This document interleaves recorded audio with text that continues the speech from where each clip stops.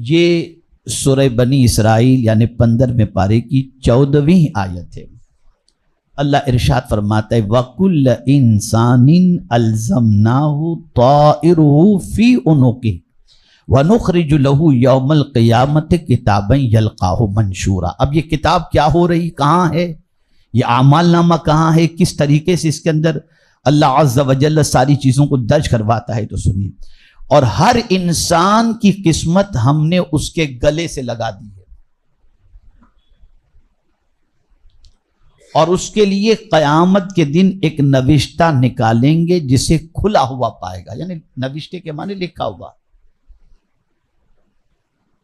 تو ہمارا اعمال نامہ ہمارے گلے کے اندر ہے، اور جس طرح ایک کتاب لکھنے والا کتاب لکھتا ہے تو ایک صفحہ لکھا پھر اس صفحے کو الٹ دیا تو اس میں وہی چیز موجود ہوتی ہے جو اس نے لکھا ہے، کسی اور نے نہیں۔ ہماری زندگی کی کتاب الٹتی جا رہی ہے، ہم روز نیا صفحہ لکھ رہے ہیں، روز نیا صفحہ لکھ رہے ہیں۔ ایک دن ہماری زندگی کا آخری صفحہ ہم لکھیں گے اور پھر ہماری کتاب بھی بند ہو جائے گی اور ہم بھی اس دنیا سے چلے جائیں گے۔ اب یہ ریکارڈ ہمارا اللہ کے پاس ہے، لیکن ہے کہاں، اور یہ ریکارڈ اللہ نکالے گا کہاں سے؟ تو قرآن کہتا ہے وَكُلَّ إِنسَانٍ أَلْزَمْنَاهُ طَائِرُهُ فِي عُنُقِهِ، اور ہر انسان کی قسمت ہم نے اس کے گلے سے لگا دی ہے، یعنی وہ کیا کر رہا ہے، وہ نیک بخت ہے کہ بدبخت ہے، سعید ہے یا شقی ہے، یہ سب کچھ اس کے نام اعمال کی پوزیشن یہ ہے کہ یہ گلے کے اندر لٹکا دیا گیا۔ اب یہاں میں آپ کو بتاؤں،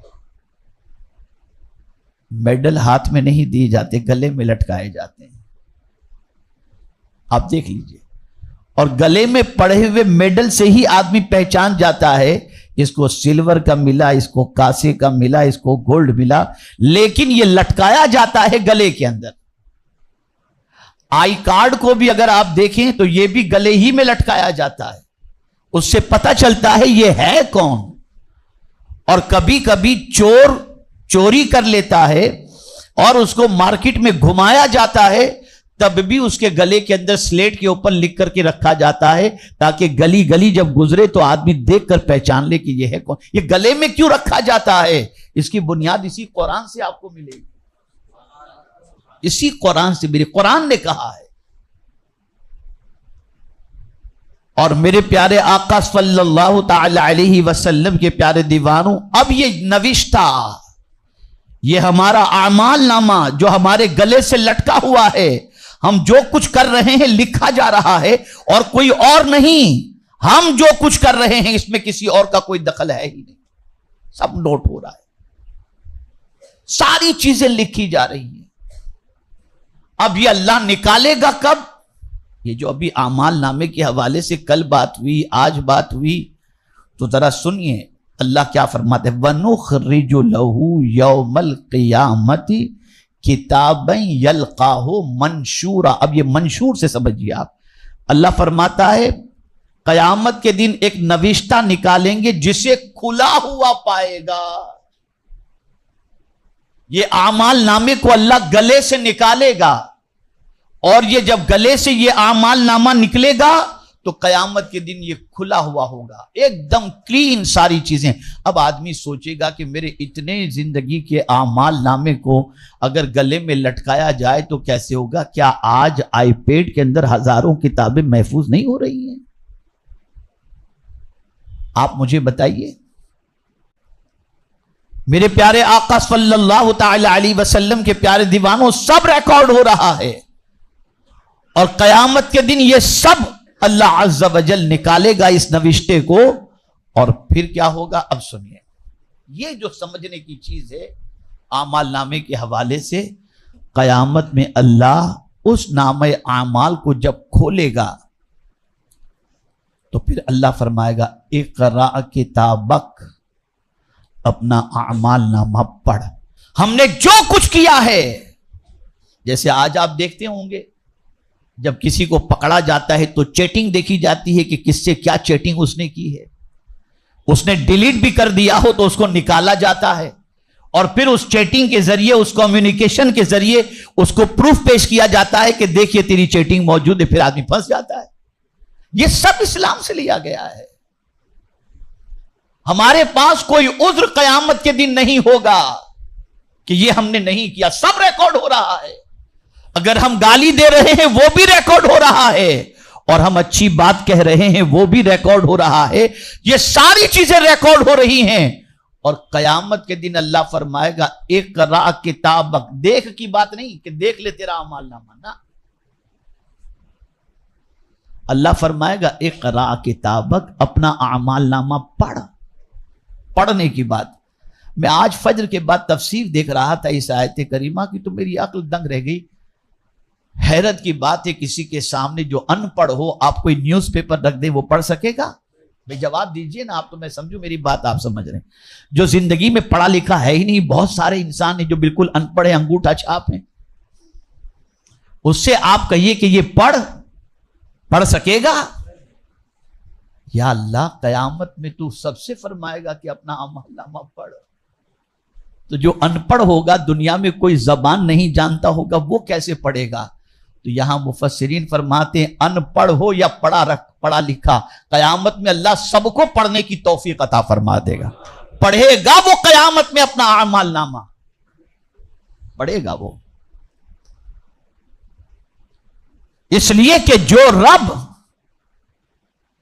اپنے بندے کو ایک چھوٹے سے ٹکڑے کے اندر زبان کے ذریعے اسے بولنے کی قوت عطا کرتا ہے، وہی پروردگار اس بندے کو قیامت کے دن زبان، جیسے حضرت آدم علیہ السلام ادھر پیدا ہوئے اور ایک ہی آن کے اندر حضرت آدم علیہ السلام کو اللہ نے ساری چیزوں کے نام سکھا دیے. اب قیامت تک جتنی بھی چیزیں پیدا ہوں گی حضرت آدم سب کے نام جانتے تھے. وہ قادر مطلق ہے، وہ چاہے تو اپنے بندے کو پلک کے جھپکتے سکھا دے.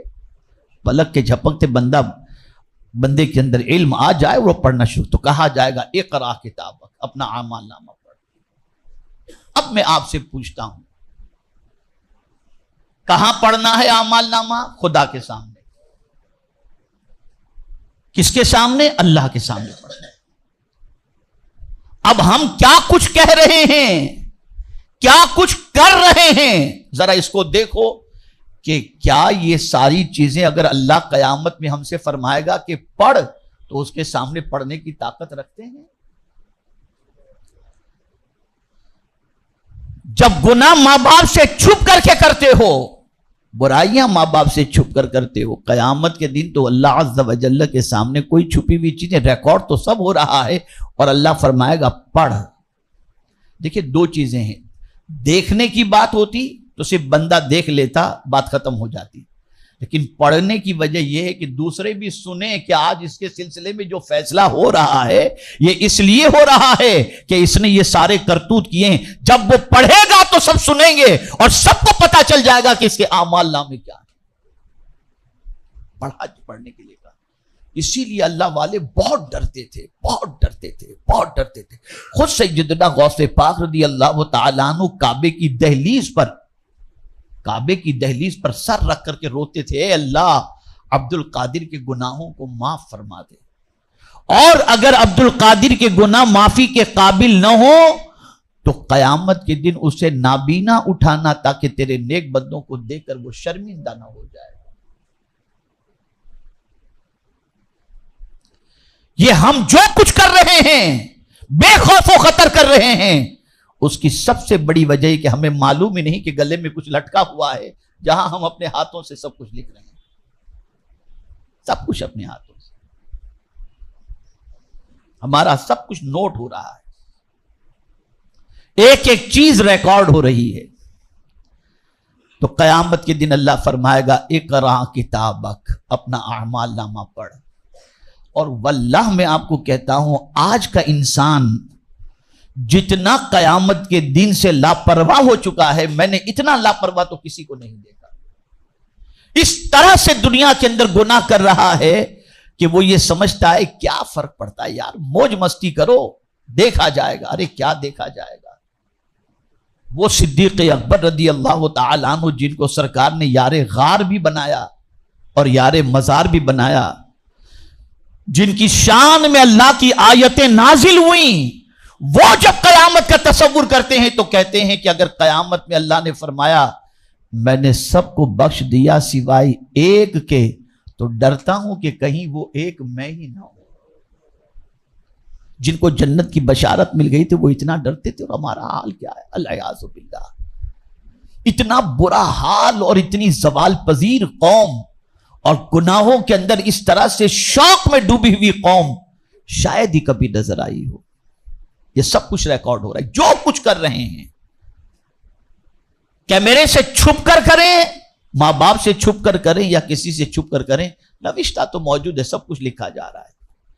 اور پھر اللہ اکبر، میرے رب نے جو آگے فرمایا، یہاں تک اکتفا نہیں فرمایا، اقرا کتابک، اپنا اعمال نامہ پڑھ، کفا بنفسک الیوم علیک حسیبا، آج تو خود ہی اپنا حساب کرنے کو بہت ہے۔ آج کوئی تیرا حساب لے یا نہ لے، تو خود ہی اپنا حساب کرنے کو بہت ہے، کہ اب تو دیکھ لے کہ تو نے دنیا میں کیا کیا تھا، لے اپنا حساب۔ اسی لیے حضرت فاروق اعظم رضی اللہ تعالیٰ عنہ فرماتے ہیں، اللہ قیامت میں حساب لے، اس سے پہلے تم خود اپنا حساب لے لو کہ تم کیا کر رہے ہو، اپنا حساب لے۔